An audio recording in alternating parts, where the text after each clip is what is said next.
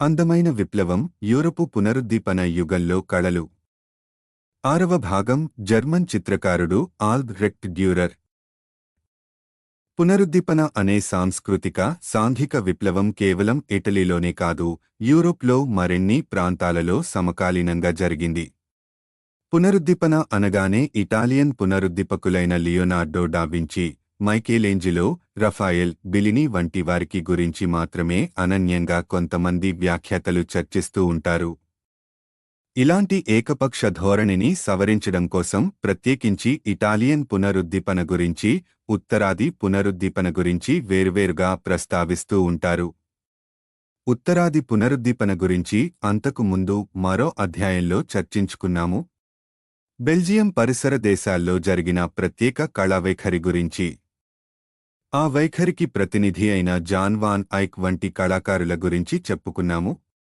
అయితే John van ఐక్ తొలి పునరుద్దీపన యుగానికి, అర్లీ రినెసాన్స్ చెందినవాడు. కాని ప్రధాన పునరుద్దీపన యుగానికి చెందినవాడే ఆ కాలపు మహామహులైన లియోనార్డో తదితరులకి దీటైన కళా సృష్టి చేసిన జర్మన్ కళాకారుడు ఒకడున్నాడు. అతడి పేరు ఆల్బ్రెక్ట్ డ్యూరర్. డ్యూరర్ 1471లో మే 21 నాడు జన్మించాడు. అతడి జన్మస్థలం జర్మనీలోని న్యూరెంబర్గ్ నగరం. తండ్రి పేరు కూడా ఆల్బ్రెక్ట్ డ్యూరరే. తండ్రి పేరే కొడుక్కి పెట్టారు. తేడా తెలియడం కోసం తండ్రిని పెద్ద ఆల్బ్రెక్ట్ డ్యూరర్ అంటారు. ఇతడు వృత్తి రీత్యా లోహకారుడు. పెద్ద ఆల్బ్రెక్ట్ డ్యూరర్ హంగరీ దేశంలో ఆస్టోస్ అనే ఊరికి చెందినవాడు. యవ్వనంలో జర్మనీలోని న్యూరెంబర్గ్కి మకాం మార్చాడు. హంగరీ భాషలో ఆయ్తోష్ అంటే తలుపు తయారు చేసేవాడు అని అర్థం. ఆ పదం జర్మన్ భాషలో టూరా గా తర్జుమా అవుతుంది. ఎందుకంటే జర్మన్లో టూర్ అంటే తలుపు. కాలంతరంలో ట్యూరర్ కాస్త న్యూరెంబర్గ్లో వాడుకలో ఉండే జర్మన్ యాసకి అనుగుణంగా డ్యూరర్గా మారింది. ఆల్బ్రెక్ట్ తల్లి పేరు బార్బరా హోల్పర్. పెద్ద డ్యూరర్కి, బార్బరాకి కలిగిన 18 మంది సంతానంలో అందరికన్నా పెద్దవాడు మన భావి కళాకారుడు ఆల్బ్రెక్ట్ డ్యూరర్. పిల్లవాడైన ఆల్బ్రెక్ట్ కొన్నేళ్లు బళ్ళో చదువు వెలగబెట్టిన తరువాత తండ్రి వద్ద కంసాలి వృత్తిలో శిక్షణ మొదలెట్టాడు. ఇంజనీర్లకి ఒక విధమైన చిత్రకళ, ఇంజనీరింగ్ డ్రాయింగ్ అవసరమైనట్లే లోహకారులు కూడా చిత్రకళ మీద ఆధారపడేవారు. ఆ విధంగా ఆల్బ్రెక్ట్ తన తండ్రి వద్ద లోహవృత్తితో పాటు చిత్రకళలో ఓనమాలు దిద్దాడు. కాలక్రమేణా లోహవృత్తి కన్నా చిత్రకళ మీద ఎక్కువ శ్రద్ధ చూపించసాగాడు మన బాలకళాకారుడు. ఎదుటనున్న వస్తువులనో చిత్రాలనో చూసి వాటి ప్రతిరూపాలని చిత్రించడం ఒక ఎత్తు. కాని అద్దంలో ప్రతిబింబాన్ని చూసుకుంటూ స్వీయ చిత్తరువులని, సెల్ఫ్ పోర్ట్రైట్స్ వేయడం మరో ఎత్తు. 13 ఏళ్ల ఆల్బ్రెక్ట్ అద్భుతంగా తన స్వీయ చిత్తరువుని చిత్రించి తండ్రిని మెప్పించాడు. నిశ్చలంగా ఎదుటనున్న వస్తువుని చిత్రించడం కన్నా అద్దంలో చూసుకుంటూ స్వీయ చిత్తరువుని చిత్రించడం చాలా కష్టం. ఎందుకంటే అద్దంలో ప్రతిబింబం నిశ్చలంగా ఉండదు. బొమ్మ వేస్తున్నప్పుడు దృష్టిని కాగితం మీదకి తిప్పక తప్పదు. అలా నిరంతరం మసలుతూ ఉండే ప్రతిబింబాన్ని చూసి బొమ్మ వేసేదెలా? కాబట్టి స్వీయ చిత్తరువుని వేగోరేవారు కదలకుండా కుదురుగా కూర్చోగలిగి ఉండాలి. స్వతగా చంచల స్వభావులైన పిల్లలది కుదురుగా కూర్చోవడం సులభం కాదు. అందుకే ఇప్పటికీ జర్మనీలో కొన్ని బడులలో పిల్లలలో మానసిక ఏకాగ్రత పెంచడం కోసం అద్దంలో చూసుకుంటూ స్వీయ చిత్తరువులు వేయడంలో శిక్షణనిస్తారు. ఏ శిక్షణ లేకుండా అంత అద్భుతంగా స్వీయ చిత్తరువు వేసిన 13 ఏళ్ల ఆల్బ్రెక్ట్ చిత్రకళలో తనలో స్వాభావికంగా ఉన్న ప్రతిభ కబరిచాడు. పిల్లవాడైన డ్యూరర్ తన మొదటి స్వీయ చిత్తరువుని వెండిమొన సిల్వర్ పౌండ్ అనే పద్ధతిలో వేశాడు. మధ్యయుగం నుండి వస్తున్న ఈ చిత్రకళ పద్ధతిలో ఒక వెండి కడ్డీతో ఒక అనువైన ఉపరితలం మీద గీసి బొమ్మ వేయడం జరుగుతుంది. కొన్నిసార్లు ఆ ఉపరితలం మీద జేసో అనే తెల్లని పదార్థంతో పూత వేయడం జరుగుతుంది. ఈ వెండిమొన విధానం అప్పుడే ఉత్తర యూరోప్లో ఫ్లాండర్స్ ప్రాంతం నుండి జర్మనీకి పాకింది. ఆల్బ్రెక్ట్ తండ్రికి చిత్రకళ రంగంలో మహామహులు తెలిసి ఉండడం చేత వారి వద్ద నుండి ఆ విధానాన్ని నేర్చుకున్నాడు. ఆ నేర్చుకున్న మెళకువని కొడుక్కి నేర్పాడు. ఆ బొమ్మ నిజంగా అద్దంలో నుండి ఉట్టిపడినట్టు ఉందని పలు ప్రశంసలనందుకుంది. ఆ బొమ్మలో శిరోజాలు చిత్రించడంలో గాని, బట్టల మడతలు వేయడంలో గాని ఆ పసివాడు ప్రదర్శించిన శుద్ధ వాస్తవికత కాలాంతరంలో ఆల్బ్రెక్ట్ వేసిన ఎన్నో కళాఖండాల్లో మళ్లీ మళ్లీ కనిపిస్తుంది. అంత చిన్న పిల్లవాడు అంత వినూత్నమైన విధానాన్ని అంత ఒడుపుగా వాడగలగడం పలువురికి అచ్చెరువు కలిగించింది. ముఖ్యంగా అతడి తండ్రికి తన కొడుకు సత్తా ఏమిటో తెలిసొచ్చింది. ఆ సన్నివేశంతో తన కొడుక్కి ఈ కంసాలి వృత్తి తగదని తండ్రి అర్థం చేసుకున్నాడు. పిల్లవాణ్ణి మంచి చిత్రకారుడి వద్ద పెట్టి తీరైన శిక్షణ నిప్పించాలి. అలా ఆలోచించి న్యూరంబర్గ్లోనే ఉన్న మైకేల్ వోల్గెముట్ అనే మేటి చిత్రకారుడి వద్ద కుర్ర ఆల్బ్రెక్ట్ని శిష్యుడిగా చేర్పించాడు. ఇతడికి చిత్రాలు వేయడంతో పాటు బొమ్మలు వేసే అచ్చులు తయారు చేయడంలో మంచి నైపుణ్యం ఉండేది. ఉత్తరాది పునరుద్దీపనకి స్ఫూర్తినిచ్చిన కారణాలలో ఆ కాలంలో ఆవిష్కరించబడ్డ ముద్రణయంత్రం ఒకటిగా అంతకు ముందు చెప్పుకున్నాం. 1440లో జర్మనీకి చెందిన యోహానెస్ గుటెన్బర్గ్ అనే లోహకారుడు ముద్రణ యంత్రాన్ని కనిపెట్టి ముద్రణ సాంకేతికతలో విప్లవం సృష్టించాడు. అంతవరకు వ్రాతప్రతుల రూపంలో అతి నెమ్మదిగా విస్తరించిన జ్ఞానం ఒక్కసారిగా కట్టలు తెంచుకుంది. అచ్చులు తయారుచేసి అతి వేగంగా పుస్తకాలు ముద్రించడానికి వీలయ్యింది. ఎంతో విలువైన పుస్తకాలు అందరికీ అందుబాటులోకి రావడంతో సమాజంలో మునుపు ఎన్నడూ జరగని స్థాయిలో భావవిస్తరణ సాధ్యమయింది. మైకేల్ వోల్గెముట్ వద్ద కుర్ర ఆల్బ్రెక్ట్ 1486 నుండి 1489 వరకు శిష్యరికం చేశాడు. వోల్గెముట్ ఓ పెద్ద పేరు మోసిన చిత్రకళాశాలని నడిపించేవాడు. పెద్ద సంఖ్యలో సహాయకులతో అనుదినం నానా రకాల కళా విశేషాలు అక్కడ తయారవుతూ ఉండేవి. ముఖ్యంగా చెక్కతో అచ్చులు చేయడంలో వోల్గెముట్కి ఆ రోజుల్లో జర్మనీలో మంచి పేరు ఉండేది. అలాంటి అచ్చులని వుడ్కట్స్, కొయ్య అచ్చులు అనేవారు. కొయ్య అచ్చులు చేసేటప్పుడు ఒక చెక్క పలకలో నిశితంగా ఏదో సంక్లిష్టమైన చిత్రాన్ని చెక్కేవారు. బొమ్మ వేయాల్సిన ప్రాంతాలని వదిలి తక్కిన ప్రాంతాల నుండి చెక్కని దొలిచేసేవారు. అప్పుడు ఇంకు పూసిన ఓ గుండ్రని కట్టెని రొల్లర్ ఆ అచ్చు మీదుగా దొర్లించేవారు. అలా ఇంకు అంటిన అచ్చుని కాగితం మీద వత్తితే బొమ్మ తయారవుతుంది. అచ్చులతో బొమ్మలు వేసే కళని గురువు వద్ద ఆల్బ్రెక్ట్ శ్రద్ధగా నేర్చుకుని కాలాంతరంలో ఆ కళతో చిత్రకళా రంగంలో ఓ విప్లవం సృష్టిస్తాడు. వోల్గెముట్ వద్ద శిక్షణ పూర్తయ్యాక ఆల్బ్రెక్ట్ సంచారదశ వాండియర్. జర్మన్ భాషలో వాండర్ అంటే సంచారం, జాహర్ అంటే సంవత్సరం. పూర్వకాలంలో మన దేశంలో రాజకుమారులు గురువుల వద్ద శిష్యరికం పూర్తి చేశాక కొంతకాలం దేశాటన చేసి ప్రత్యక్షంగా తాము పాలించబోయే రాజ్యంలోని స్థితిగతుల గురించి తెలుసుకునే ఆచారం ఒకటి ఉండేది. అదే విధంగా యూరోప్లో కళారంగంలో ఒక గురువు వద్ద విద్యార్థి శిక్షణ ముగిశాక కొంతకాలం పాటు అన్య ప్రాంతాలు సంచరించి పలువురు గురువుల వద్ద కొత్త మెళకువలు నేర్చుకోవడం కద్దు. ఆల్బ్రెక్ట్ డ్యూరర్ విషయంలో ఆ సంచారదశ 1490లో మొదలై 4 ఏళ్లపాటు సాగింది. అతడు మొట్టమొదట మార్టిన్ షోన్గావర్ అనే గురువుని ఆశ్రయించాలని అనుకున్నాడు. కొయ్య అచ్చులు తయారు చేయడంలో యావత్ ఉత్తర యూరోప్లో ఈ షోన్గావర్ని మించినవారు లేరని ఆ రోజుల్లో అనుకునేవారు. కాని దురదృష్టవశాత్తు అప్పటికి కొంతకాలం క్రితమే షోన్గావర్ మరణించాడని తెలిసింది. 1493లో డ్యూరర్ స్ట్రాస్బోర్గ్ నగరానికి వెళ్లి అక్కడ నికోలాస్ గెర్హార్ట్ అనే శిల్పి వద్ద కొంతకాలం శిక్షణ తీసుకున్నాడు. ఆ కాలంలోనే అతడు తన మొట్టమొదటి సవర్ణ స్వీయ చిత్తరువుని చిత్రించాడు. డ్యూరర్ తన జీవితంలో ఎన్నో సందర్భాల్లో స్వీయ చిత్తరువులు వేశాడు. ఆ చిత్తరువుల ద్వారా తన మానసిక స్థితిని, అంతర్యాన్ని, ఆత్మని సవణరేఖల ద్వారా అభివ్యక్తం చెయ్యాలని చూశాడు. 4 ఏళ్ల కళాసంచారాన్ని పూర్తిచేసి 1494లో డ్యూరర్ న్యూరెన్బర్గ్కి తిరిగొచ్చాడు. ఆ ఏటే జూలై 7వ తారీఖున 23 ఏళ్ల డ్యూరర్ ఆగ్నెస్ ఫ్రే అనే పడుచుని పెళ్లి చేసుకున్నాడు.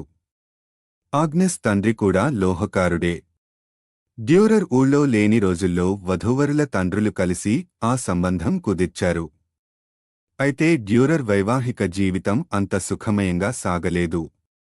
కళ అంటే సుతరాము గిట్టని పల్లెటూరి బైతునిచ్చి తనకి పెళ్లి చేశారు అంటూ ఒక మిత్రుడితో ఎన్నో సందర్భాల్లో ఆవేదన వ్యక్తం చేశాడు డ్యూరర్. తన కొత్త కాపురం ఎలా ఉండబోతోందో డ్యూరర్కి త్వరలోనే అర్థమయ్యింది. పెళ్లయి 3 నెలలు తిరగకుండానే ఇల్లు వదిలి మళ్లీ దేశ సంచారం మొదలెట్టాడు. ఈసారి జర్మనీ సరిహద్దులు దాటి ఎంతో కాలంగా సందర్శించాలని అనుకుంటున్న ఇటలీకి బయల్దేరాడు. ఇటలీ జర్మనీకి పొరుగు దేశమే అయిన మార్గమధ్యంలో ఎత్తైన ఆల్ప్స్ పర్వతాలు దాటాలి. ఇటలీలో కళాకారుల ప్రతిభ ఏ స్థాయిలో ఉంటుందో డ్యూరర్కి తెలియకపోలేదు. వారి నుండి తాను నేర్చుకోవాల్సినది ఇంకా ఎంతో ఉంది.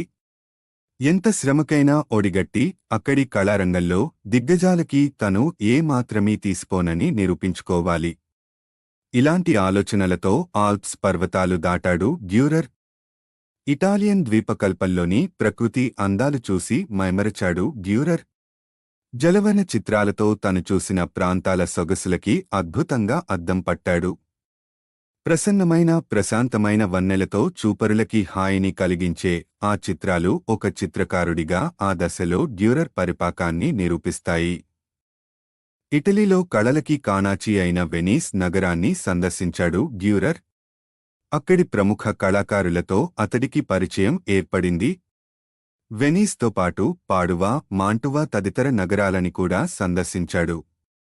జియోవానీ బిల్లిని, ఆండ్రియా మంటెన్యా, లోరెంజో డి క్రెడి మొదలైన ప్రఖ్యాత కళాకారులతో సంపర్కం అతడి మీద గాఢమైన ముద్ర వేసింది. ఓ ఏడాది పాటు ఇటలీ అంతా సంచరించిన తరువాత 1495లో న్యూరెంబర్గ్కి తిరిగొచ్చాడు డ్యూరర్. సొంతంగా ఒక చిత్రకళాశాలని ప్రారంభించాడు. ఇటలీలో తను నేర్చుకుని వచ్చిన దాన్ని, అంతవరకు తనకి తెలిసిన దాంతో మేళవిస్తూ తనదైన ఒక ప్రత్యేక కళాశైలిని రూపొందిస్తూ వచ్చాడు. 1498లో అపకలిప్స్, యుగాంతం అనే అంశం మీద వరుసగా కొన్ని కొయ్యరంచులు తయారు చేశాడు. క్రైస్తవ సాంప్రదాయంలో ఏదో ఒకనాడు ఈ ప్రపంచం సమూలంగా నాశనం అవుతుంది అనే భవిష్యద్దర్శనం ఒకటి ఉంది. దాన్నే అపోకలిప్స్ అంటారు. ఆ అంశం మీద చెక్కిన కొయ్య అచ్చుల్లో ఒకటి రాకాసి బల్లిని వధిస్తున్న సెయింట్ మైకేల్ అనే అంశం మీద రూపొందించబడింది. ఈ చిత్రంలో అడుగు భాగంలో పచ్చని వనాలతో, కొలనులతో ప్రశాంతంగా ఉన్న ప్రపంచం కనిపిస్తుంది. చిత్రంలోని పై భాగం ఆ ప్రశాంత ప్రపంచం మీద విరుచుకు పడి కబళింపజూస్తున్న వికృత, భీకర దుష్టశక్తులతో కిక్కిరిసి ఉండడం కనిపిస్తుంది. అమాయకంగా, ఆనందంగా ఉన్న అవనిని అంతం చేయాలని చూస్తున్న అంధకార శక్తులని ఆ చిత్రం వ్యక్తం చేస్తుంది. ఆ దుష్టశక్తులతో పోరాడుతూ పుడమిని కాపాడే ప్రయత్నం చేస్తున్న సెయింట్ మైకేల్ని కూడా చిత్రంలో చూడొచ్చు. 1496లో డ్యూరర్ 7 శోకాలు, 7 సొరోస్ అనబడే 7 విభాగాలు గల ఒక ఆరాధనా చిత్రాన్ని రూపొందించాడు. అందులో క్రీస్తు జీవితంలో జరిగిన 7 బాధామయ సంఘటనలని చిత్రీకరించాడు. ఈ కాలంలోనే డ్యూరర్ బ్యూరిన్ అనబడే ఒక ప్రత్యేక ఉలి వంటి సాధనంతో కొయ్య అచ్చులు చేసే కఠినమైన కళని నేర్చుకున్నాడు. ఎవరి సహాయమూ లేకుండా స్వాధ్యాయం చేత, అలుపెరగని అభ్యాసం చేత ఆ కళని అవపోసన పట్టాడు. ఈ కొత్త సాధనాన్ని ఉపయోగించి వరుసగా ఎన్నో కళాఖండాలని రూపొందించాడు. వాటిలో మచ్చుకు కొన్ని దుబారా కొడుకు, ప్రోడిగల్ సన్ 1496, సముద్రపు రాకాసి, సీ మోన్స్టర్ 1498, క్షుద్ర దేవత, నేమేసిస్ 1498 మొదలైనవి. ఈ చిత్రాలలో చిత్రించబడ్డ ముఖ్య పాత్రలతో పాటు నేపథ్యంలోని ప్రకృతి అందాలని అద్భుతంగా చిత్రీకరించాడని కళా వ్యాఖ్యాతల ప్రశంసలు అందుకున్నాడు. 1500లో వెనీస్ నగరానికి చెందిన జకోపో ది బర్బారి, జాకోపో డె బర్బరీ అనే చిత్రకారుడు న్యూరెంబర్గ్ నగరాన్ని సందర్శించాడు. డ్యూరర్ లోగడ వెనీస్ నగరానికి వెళ్లినప్పుడు ది బర్బారీతో పరిచయం ఏర్పడింది. మళ్లీ ఇద్దరూ కలుసుకుని తమ కళానుభవాలని ఉత్సాహంగా పరస్పరం పంచుకున్నారు. దృక్పథ చిత్రలేఖనం, పర్స్పెక్టివ్ డ్రాయింగ్, శరీర నిర్మాణ శాస్త్రం, ఆనాటోమీ మొదలైన అంశాలలో ది బర్బారీ గొప్ప పాండిత్యం గలవాడిగా పేరు గడించాడు. ఆ రంగాల గురించి పెద్దగా తెలియనందుకు నేర్పించమని అడిగాడు డ్యూరర్. ది బర్బారీ నేర్పించడం ప్రారంభించాడు గాని ఎన్నో విషయాలు తెలిసినా దాస్తున్నాడని డ్యూరర్కి త్వరలోనే అర్థమయ్యింది. కాబట్టి ఆ అంశాల మీద కూడా స్వయంగా పరిశోధనలు చేసి తెలుసుకునే ప్రయత్నం మొదలుపెట్టాడు డ్యూరర్. డ్యూరర్ జీవితాంతం వివిధ దశలలో స్వీయ చిత్తరువులు వేశాడని, ఆ ప్రయత్నాన్ని ఒక విధమైన ఆత్మశోధనగా, సాధనగా వాడుకున్నాడని అంతకు ముందు చెప్పుకున్నా. 1500లో 28 ఏళ్ల వయసులో ఒక స్వీయ చిత్తరువు వేసుకున్నాడు. డ్యూరర్ వేసుకున్న స్వీయ చిత్తరువులు అన్నిట్లోకి ఇది ముఖ్యమైనది అంటారు కళా విమర్శకులు. గతంలో వేబడ్డ జీసస్ చిత్తరువులకి ఈ చిత్తరువుకి మధ్య పోలిక ఉండడం ఈ చిత్తరువు విశేషం. అంటే ఇందులో చిత్రకారుడు స్వీయ చిత్తరువును వేసుకుంటున్నట్టుగా జీసస్ చిత్తరువుని వేశాడన్నమాట. సాంప్రదాయకంగా వేయబడ్డ జీసస్ చిత్తరువులో కొన్ని సామాన్య లక్షణాలు ఉంటాయి. చిత్తరువులో కుడి, ఎడమల మధ్య చక్కని సౌష్ఠవం ఉంటుంది. ముఖంలో ప్రసన్నత ఉంటుంది. చూపులో తీక్షణత, తేజం కనిపిస్తుంది. చిత్తరువులోని వ్యక్తి చూపరుల హృదయంలోకి లోతుగా గుచ్చి చూస్తున్నట్టు ఉంటుంది. కుడి చేయి హృదయం వరకు పైకి లేచి దీవిస్తున్నట్లు ఉంటుంది. అయితే నేరుగా జీసస్ చిత్తరువునే వేయకుండా స్వీయ చిత్తరువును వేస్తున్న మిషతో జీసస్ చిత్తరువును వ్యక్తం చేయడంలోని ఉద్దేశం ఏమిటన్న ప్రశ్న కలగొచ్చు. చిత్రాన్ని శ్రద్ధగా పరిశీలిస్తే దాన్ని పైన చేసిన దానికి పూర్తిగా భిన్నమైన రీతిలో కూడా అన్వయించుకోవచ్చు. చిత్రంలోని వ్యక్తి యొక్క చూపు ఎదుటనున్న చూపరుల మీద కాక అంతర్ముఖమై తన అంతర్యం మీదనే కేంద్రీకృతమై ఉన్నట్టు కూడా కనిపిస్తుంది. హృదయాన్ని తాకుతున్నట్టు కనిపిస్తున్న కుడి చేయి ఆ హృదయంలో ఉన్న దైవాన్ని తాకే ప్రయత్నం చేస్తున్నట్టు కనిపిస్తుంది. ఈ చిత్రం ద్వారా చిత్రకారుడు తాను దైవంతో మమేకమై తనకి దైవానికి మధ్య అభిన్నత చాటుకుంటున్నట్టు కనిపిస్తుంది. 1508లో డ్యూరర్ ప్రార్థించే చేతులు అనే చిత్రాన్ని వేశాడు. ముఖంలో భక్తిభావం కనిపించేలా ఎంతో మంది చిత్రాలు వేశారు. కాని జోడించిన చేతుల్లో భక్తిభావం ప్రస్ఫుటమయ్యేలా చెయ్యడం డ్యూరర్కే చెల్లింది. ఈ చిత్రం శతాబ్దాల తరువాత ఇప్పటికీ ప్రపంచవ్యాప్తంగా ఎన్నో సందర్భాల్లో చలామణి కావడం విశేషం. ఈ దశలోనే డ్యూరర్ చిత్రకళ మరింత ఉన్నతిని సాధించాలంటే వైజ్ఞానిక పరిజ్ఞానం అవసరం అని గుర్తించాడు. ప్రకృతిలో కనిపించే పశుపక్ష్యాదులని, చెట్లు చేమలని నిశితంగా పరిశీలించి వాటిని చిత్రీకరించసాగాడు. ఈ ఒరవడిలో అతడు తన తోటి పునరుద్దీపన యుగ చిత్రకారులు నడిచిన బాటనే నడిచాడు. లియనార్డో డా వించీ కళా విషయాలలో ఎంత శ్రద్ధ చూపించాడో వైజ్ఞానిక, సాంకేతిక విషయాలలో కూడా అంతే శ్రద్ధ చూపించిన విషయం అంతకు ముందు గమనించాము. పునరుద్దీపన యుగపు మేధావులు వివిధ జ్ఞాన రంగాలని వేరు వేరు పెట్టెల్లో బంధించి విభజించలేదు. వాటి మధ్య సంబంధాలని పొడచూసి వాటిని తీరుగా సమన్వయపరచి ఆ అద్భుతమైన సమన్వయాన్ని తమ సృజనలో వ్యక్తం చేశారు. డ్యూరర్ కూడా ఆ మార్గాన్నే అనుసరిస్తూ 1503లో చక్కని గ్రాసం అని కొన్ని గడ్డి మొక్కలని చిత్రీకరించాడు. ఒక చిత్రకారుడు వృక్ష ప్రపంచానికి చెందిన ఏదైనా అంశాన్ని చిత్రీకరించదలిస్తే ఓ పూలపొదనో సొగసైన తరుశాఖలనో చిత్రీకరిస్తాడని ఆశిస్తాము.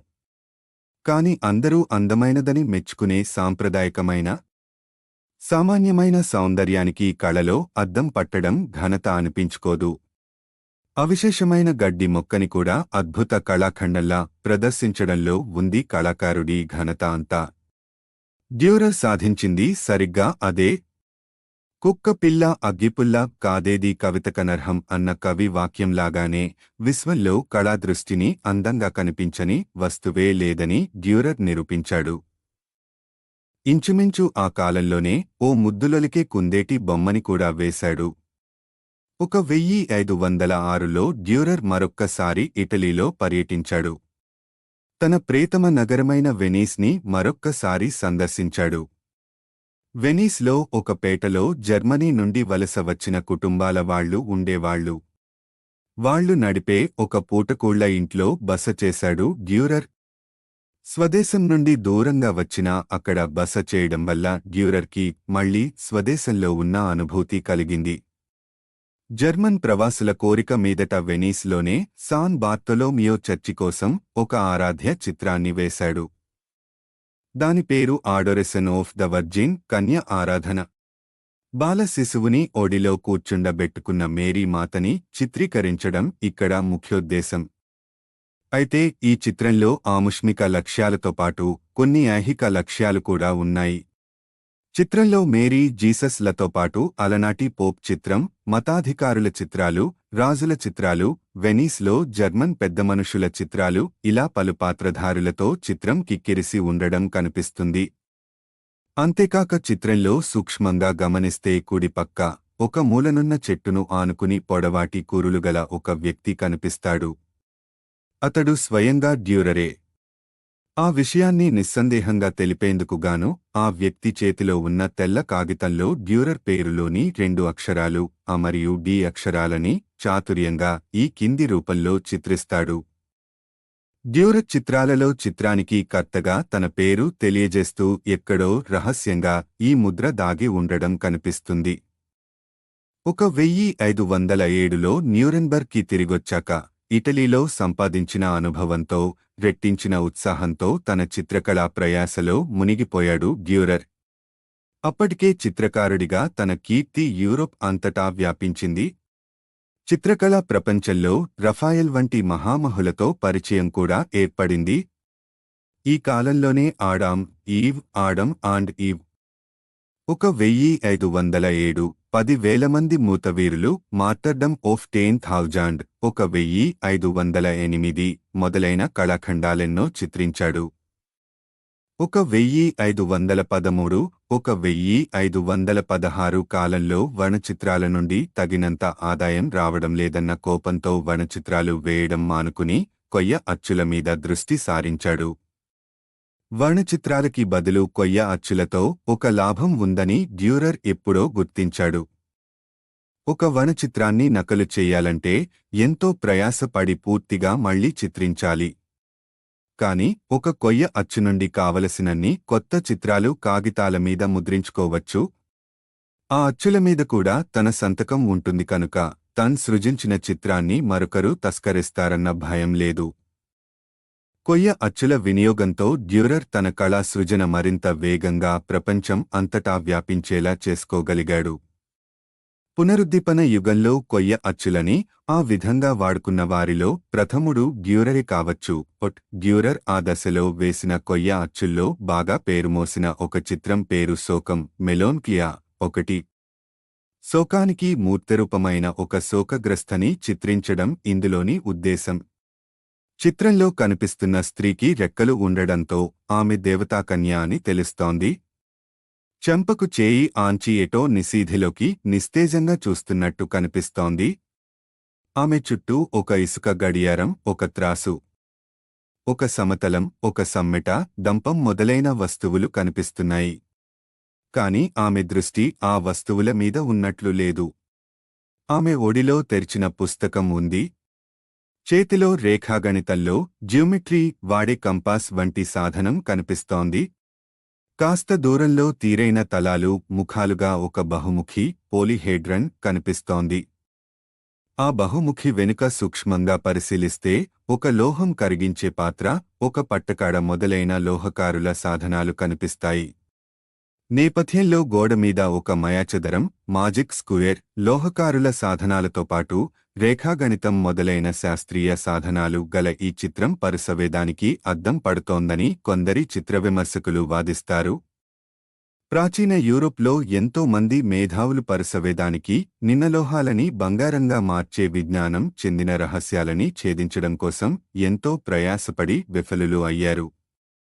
ఆ వైఫల్యంతో వచ్చే శోకానికి డ్యూరర్ చిత్రం మూర్తరూపంగా నిలిచింది.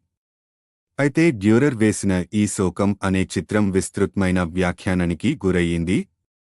అతడి చిత్రాలు అన్నిట్లోకి ఈ చిత్రం కన్నా అతిగా చర్చించబడ్డ చిత్రం మరొకటి లేదంటాడు కాంప్బెల్ డాడ్జ్సన్ అనే కళా విమర్శకుడు.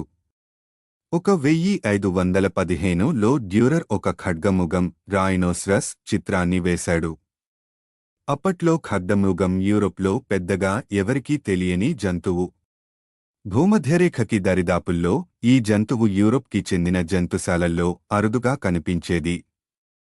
ఆ కాలంలో పోర్చుగల్ రాజధాని అయిన లిస్బన్ జంతుశాలలోకి కొత్తగా ఒక ఖడ్గమృగం వచ్చి చేరింది. దాన్ని చూసి వచ్చిన ఒక చిత్రకారుడు దాని గురించి చిన్న రేఖా చిత్రం గీసి తెచ్చి డ్యూరర్కి చూపించాడు. చిత్రం పాటు ఆ జంతువు రూపురేఖలని విపులంగా వర్ణించాడు. ఆ వర్ణన బట్టి, అతడు గీసిన చిన్న రేఖా చిత్రాన్ని బట్టి డ్యూరర్ తన కలంతో ఆ జంతువుని కాగితం మీద పునఃసృష్టి చేశాడు. ఖడ్గంలా వాడి గలదాని కొమ్ముని, కవచంలాంటి దళసరి చర్మాన్ని, శరీరం అంతా వ్యాపించిన పొలుసులని కళ్లకి కట్టేలా అద్భుతంగా చిత్రించాడు. అతడి చిత్రాన్ని జర్మనీలో పిల్లల సైన్స్ పాఠ్యపుస్తకాల్లో ఇప్పటికీ వాడుతారంటే అతిశయోక్తి కాదు. క్రీపు 8వ శతాబ్దంలో ఇటలీలో అంకురించిన ప్రాచీన రోమన్ సామ్రాజ్యం క్రీస 3వ శతాబ్దంలో తూర్పు, పశ్చిమ విభాగాలుగా విడిపోయింది. తూర్పు విభాగం ఆధునిక టర్కీ ఉన్న ప్రాంతానికి చెందిన కాన్స్టాంటినోపుల్ రాజధానిగా క్రీస 1453 కొనసాగింది. పశ్చిమ రోమన్ సామ్రాజ్యం మాత్రం శతాబ్దాలుగా ఎన్నో మార్పులకి గురయ్యి ఒక దశలో పవిత్ర రోమన్ సామ్రాజ్యం అనే పేరుతో కొత్త అవతారం ఎత్తింది. జర్మనీ, బొహీమియా, ఇటలీ, బర్గండీ తదితర రాజ్యాలన్నీ ఒక కూటమిగా ఏర్పడడం వల్ల ఆ సామ్రాజ్యం ఏర్పడింది.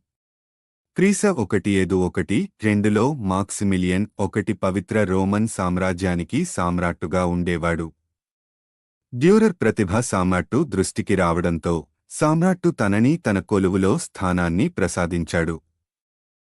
రాజు కోరిక మీద విజయతోరణం, ద ట్రయంఫల్ ఆర్చ్ అనే బృహత్తరమైన చిత్రాన్ని రూపొందించాడు డ్యూరర్.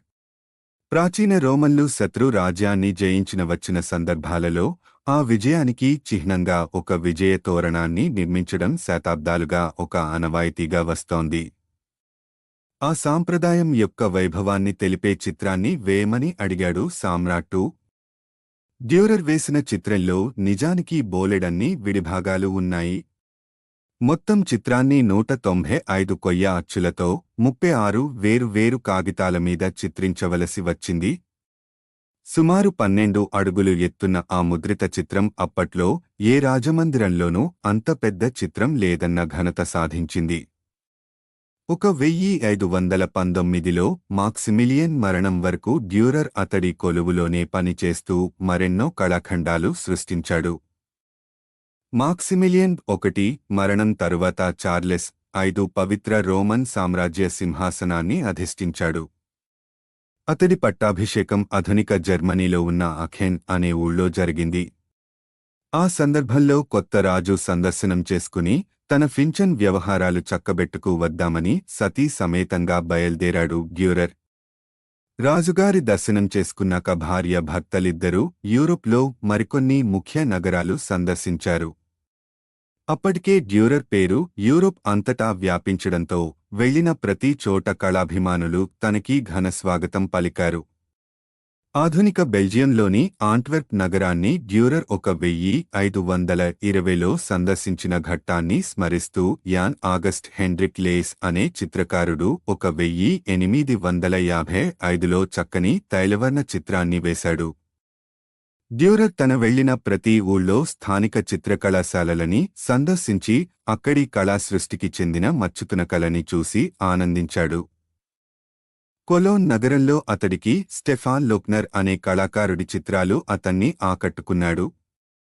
ఆధునిక బెల్జియంలో ఉన్న బ్రూజ్ నగరంలో మహాశిల్పి మైకేలేంజిలో వేసిన మడోనా ఆఫ్ బ్రూజ్ చూసి మంత్రముగ్ధుడయ్యాడు. జెంట్ నగరంలో వాన్ ఐక్ చిత్రించిన ఆరాధనా చిత్రం చూసి అచ్చెరువొందాడు. యూరోప్ నగరాల పర్యటన పూర్తి చేసుకుని భార్యతో సహా జూలై 1521లో న్యూరంబర్గ్కి తిరిగొచ్చాడు డ్యూరర్. కళారంగంలో ఎన్నో అపురూపమైన అనుభూతులు సేకరించి సంతోషంగా తిరిగొచ్చాడు. కాని ఆ యాత్రల్లో ఏ గాలి సోకిందో ఏమో ఇంటికి వచ్చిన దగ్గరి నుండి అస్వస్థత మొదలయ్యింది. అయినా కూడా మునుపుటి లాగ చిత్రకళా వ్యవహారాలలో ముమ్మరంగా పని చేయడం మొదలెట్టాడు. పెద్ద పెద్ద చిత్రకళా కార్యాలు చేపట్టాడు. పెద్ద భారం నెత్తిన వేసుకున్నాడు గాని వాటిని సకాలంలో పూర్తి చెయ్యలేకపోయాడు. అందుకు ఒక కారణం క్షీణిస్తున్న తన ఆరోగ్యం కావచ్చు. అందుకు మరో కారణం ఆ దశలో డ్యూరర్ మనసు చిత్రకళ నుండి కొంతవరకు గణితం మీదకి మళ్ళింది. ప్రత్యేకించి చిత్రకళ రంగంలో గణితం యొక్క ప్రయోజనాల మీద పుస్తకాలు రాయాలని సంకల్పించాడు. ఆరోగ్యం అనుకూలించుకున్న 1525లో కొలమానాల మీద 4 గ్రంథాలు అనే గ్రంథమాలికని ప్రచురించాడు. జర్మన్ భాషలో పెద్దల కోసం వ్రాయబడ్డ మొట్టమొదటి గ్రంథం అది అని చెప్పుకుంటారు. కాలాంతరంలో ఆ పుస్తకాన్ని గెలీలియో, కెప్లర్ వంటి వైజ్ఞానిక మహాముహులు కూడా సంప్రదించారు. పునరుద్దీపన యుగంలో ఎంతో మంది చిత్రకారులు స్థాపత్య రంగం, ఆర్కిటెక్చర్ మీద కూడా శ్రద్ధ చూపించారు. 1527లో డ్యూరర్ నగరాలకి రక్షణగా నిలిచే ప్రాకారాల నిర్మాణ రహస్యాలని చర్చిస్తూ ఒక పుస్తకం ప్రచురించాడు. చిత్రకళలో మానవ ఆకృతులకి న్యాయం చెయ్యాలంటే మానవ శరీర నిర్మాణాన్ని క్షుణ్ణంగా అధ్యయనం చెయ్యాలి. ఆ లక్ష్యం కోసమే లియోనార్డో డా వించి వంటివారు శవ పరిచ్ఛేదాలు చేశారని అంతకు ముందు చెప్పుకున్నాం. మరి డ్యూరర్ అలాంటి అధ్యయనాలు చేశాడో లేదో తెలియదుగాని మానవ ఆకారపు రూపురేఖల గురించి, మానవ ఆకారపు నిష్పత్తుల మీద 4 గ్రంథాలు అనే గ్రంథమాలికని రచించాడు.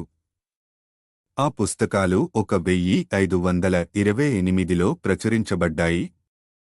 అప్పటికే ఆరోగ్యం బాగా దెబ్బతిన్న డ్యూరర్ ఆ పుస్తకాల ప్రచురణ చూడకుండానే 56 ఏళ్ల వయసులో తుదిశ్వాస వదిలాడు. పునరుద్దీపన ఇటలీకే పరిమితం కాదని, ఉత్తరాది యూరోప్లో కూడా పునరుద్దీపన ప్రభాత జ్యోతులని వెలిగించి ప్రధాన పునరుద్దీపన యుగానికి చెందిన మూలకర్తల్లో ఒకడని నిరూపించుకున్నాడు డ్యూరర్. తన పూర్వపు చిత్రకారుల కన్నా తన ప్రతిభ యూరోప్లో మరింత విస్తృతంగా వ్యాపించడానికి కారణం అతడు చేపట్టిన కొయ్య అచ్చుల వినియోగం. కొయ్య అచ్చుల ద్వారా చిత్రాల ప్రతులని సులభంగా పెద్ద సంఖ్యలో తయారు చేయొచ్చు కనుక అవి యూరోప్ అంతటా వేగంగా పాకాయి. తన చిత్రాలు రఫాయెల్, టైషియన్, పార్మిజియానినో వంటి మేటి చిత్రకారులకి స్ఫూర్తిదాయకం అయ్యాయి. స్థానిక కళాకారుల ప్రఖ్యాతి వల్ల కాబోలు, ఇటలీలో ఆ రోజుల్లో డ్యూరర్ ప్రభావం పెద్దగా లేకపోయింది. కాని జర్మనీలో తన తరువాత తరానికి చెందిన చిత్రకారులు ఇటలీకి, జర్మనీకి చెందిన చిత్రకళా సాంప్రదాయాలని మేళవించి కొత్త పుంతలు తొక్కారు. కాబట్టి జర్మనీలో డ్యూరర్ తరువాత వచ్చిన కింది తరం చిత్రకారులు ఎప్పటికప్పుడు డ్యూరర్ సృజన మీద కొత్త కొత్త అధ్యయనాలు చేస్తూ తన సృష్టి నుండి స్ఫూర్తి నొందారు. 1570–1630ల నడిమి కాలంలో డ్యూరర్ సృజన పట్ల జర్మనీకి చెందిన చిత్రకళా సమితుల ఆసక్తి ఎంత ఎత్తుకు వెళ్ళిందంటే ఆ కాలాన్ని డ్యూరర్ పునరుద్దీపనగా వర్ణిస్తారు. యూరోప్లో పునరుద్దీపనకి కొత్త అర్థం ఇచ్చిన మేటి కళాకారుడిగా డ్యూరర్ పేరు కళాచరిత్రలో చిరకాలం నిలుస్తుంది.